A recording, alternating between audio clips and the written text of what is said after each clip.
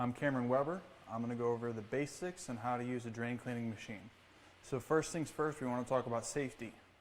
We have rubber gloves. This protects us from any infections, diseases, getting in any cuts we have on our hands. On top of that, we're going to wear some kind of protective safety glove.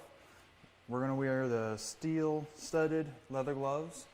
These gloves are great because they protect you from getting caught up in the cable and the helixes. If we wore some kind of cloth or say a foam nitrile glove or any kind of nitrile glove, if we grab that cable for any reason, it could get caught in those helixes. It'll try to flip you over.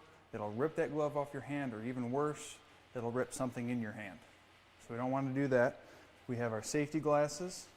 Those protect our eyes from the rotating cable, rotating machine, anything getting flung up at us. We have our boots. These protect our feet from, God forbid, the machine fell over or anything on a job site that could damage your feet. And we have our cable safety guide.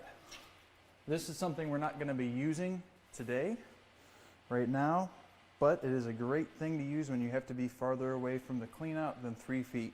To install it, it's really simple.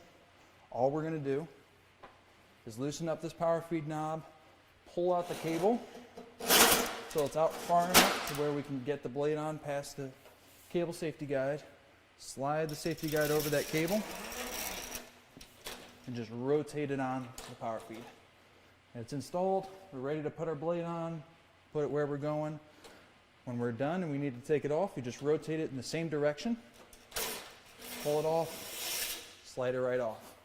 Nice and simple. So depending on the job we're going to, we're going to have a few different blades we use. Today we're going to be using a 3-inch U blade. That's the blade holder. We're going to need a T-wrench and a pair of channel locks. You want that to lock in on the hex. We're going to grab your blade next. The blade nests in there.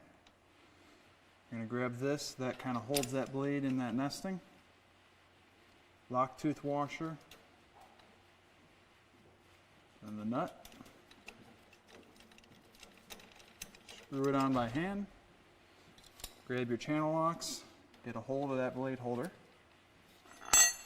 Grab your T-wrench, and then just tighten it in. Once you got it on, just give it a little snug, little turn, just to lock it in place so that that blade can't fall off in the drain. Before we do any job, we're going to want to double check that our power feed bearings are set to the right setting. We have 2 bearings and 2 blocks, one on each side. To set it, it's very simple. So you just loosen up your power feed top knob, you grab this bearing, and it's as if this is superimposed over here. So we're going to push in and set it directly side to side. So side to side there, side to side on here, which is 5/16. We're going to just push in and pull as we're setting it to the cable sizes that we want.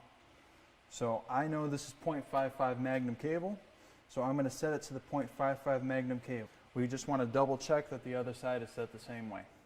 Tighten this knob back down, and we're ready to begin.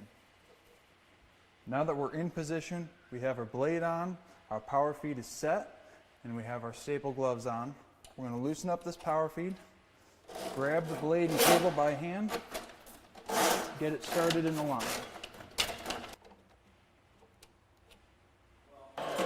So now that we're already in the line, we've got passed in, our machine's in the forward position, it's pushing it down. The second we feel that obstruction, this cable's going to bow up. We're going to put this back in reverse and then switch it to the neutral position and just release off that. Loosen that knob, and now we're going to actually go by hand to clean up that spot where it's stuck. Go through it, and you can see it hit it and then release off.